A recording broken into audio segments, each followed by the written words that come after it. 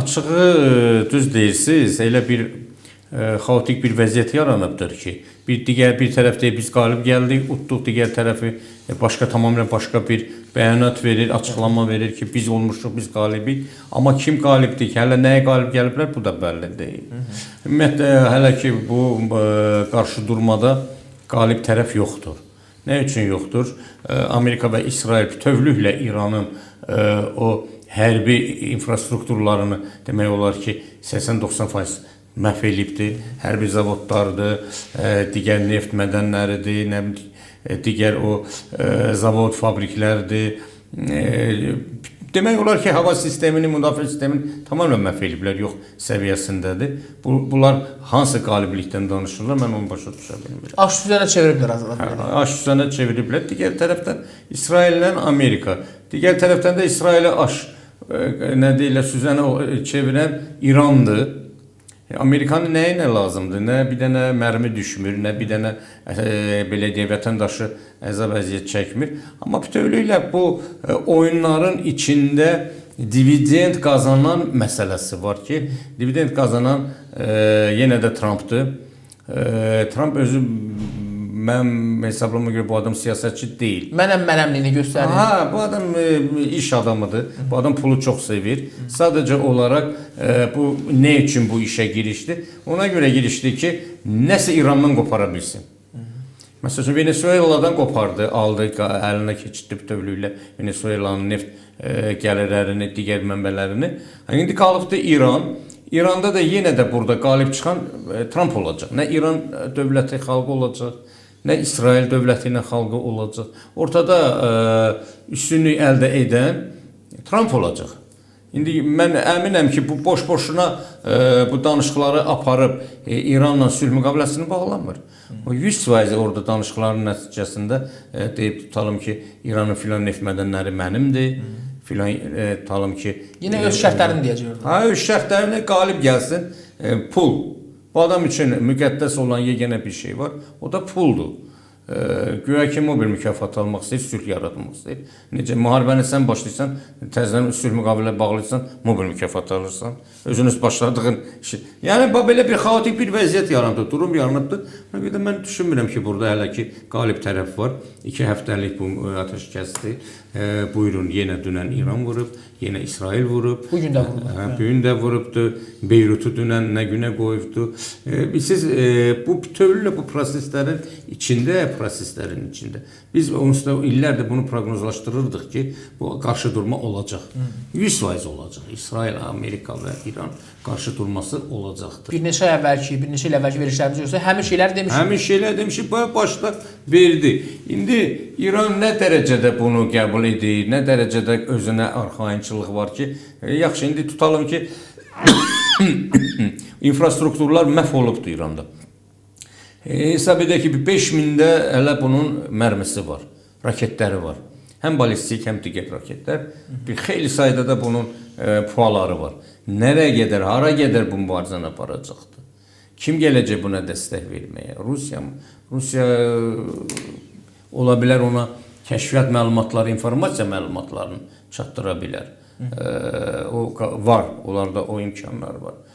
Çin mi? Çin aşkar məsələ üçün İrana silah tədarükü görə bilməyəcəkdir, bunu edə bilməyəcəkdir. Yəni dünyanın qəzəbinə tuş gələcəkdir.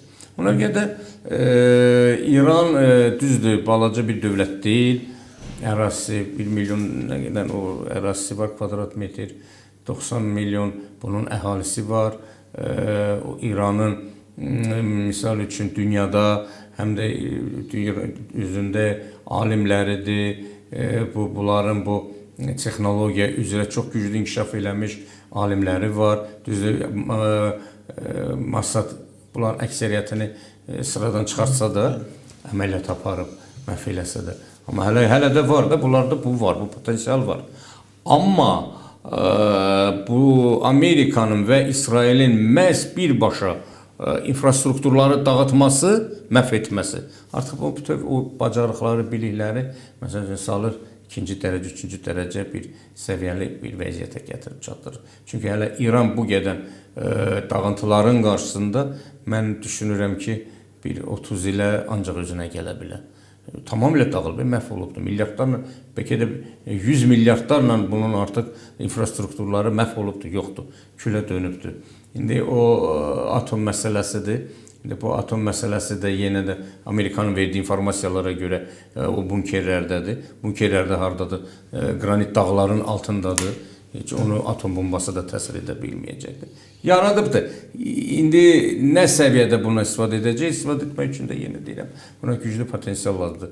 İstehsalat lazımdır. O zavodlar yenidən qurulmalıdır. Yenidən qurulacaq, yenidən vuracaqlar. Yenə təhdid edəcək, yenə başlanacaq müharibə. Yəni İran-İsrail Amerika müharibəsi bu tükənən bir müharibə deyil. Bu bəlkə də hələ də yenə də bir 50 illər, 60 illər.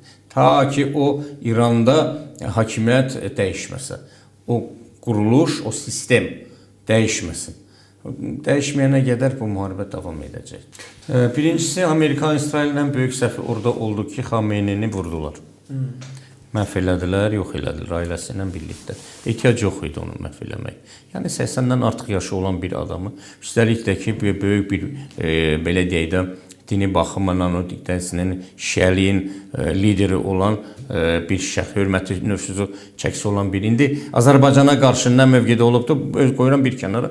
Yəni adicə, sadəcə olaraq bir müsəlman kimi mən bunu qiymətləndirirəm ki, bunun ən böyük səhvi orada oldu ki, Xameynini aradan götürdülər.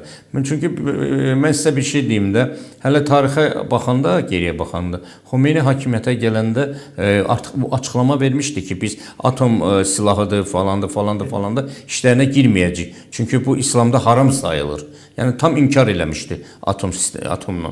Bu baxımdan bir müddət İranda bu məsələ sakitləşmişdi. Amma İran-İraq müharibəsindən sonraki İraq İrana bu gedən zərbələr endirdi.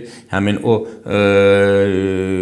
ada ki var, indi istəyir Amerika o aradanı götürsün, əlinə keçirsin. Bəli, orada o neft mədənlərini onu da vurmuşdu İraq. Oraları da vurmuşdu. Xeyli müddət oralar yandı, infrastruktur armadağını xeyli çətinliklə İran onu bərpa edə bildi. Və o İran-İraq müharibəsindən sonra artıq Xomeyni gizlindən qərar verdi ki, pərdə arxası əmr verdi, göstəriş verdi ki, bu sahə üzrə İran başlamalıdır artıq atom silahını hazırlamağa. Mütəxəssislər hazırladılar. O mütəxəssislərin əksəriyyətini bilirsiniz ki, aradan Masad götürdü falan, istehsal başladılar işləmək, bu sahə üzrə işləmək. İndi Xameynini də deyirlər ki, Xameyni də yox, o Xomeyni demişdi ki, yəni bu İslamda haramdır.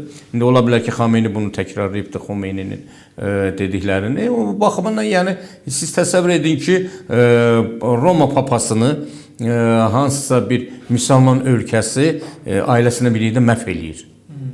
Düzdür, onlarda ailə olmur. Olsun lap özü Roma. Yəni böyük bir xristiyan aləminin elə belə deyək də, o çətin bir məsələ idi. O çox böyük bir səhv idi, yanlışlıq idi İranist o Xameynini aradan götürməkləri. Çünki mən düşünürəm ki, müəyyən qədər hazırda yaranmış bu vəziyyətdən o daha yaxşı olacaqdı. Ondan danışıqlara gediləcəkdi, bəlkə də o dərk edəcəkdi, hər halda yaşlı adamdır. Dünyada, yəni dünyanın gedişini, gəlişini görmüş bir adamdır. O biləcəkdi ki, yəni İranın əgər belə davam eləsə, axırı yoxdur.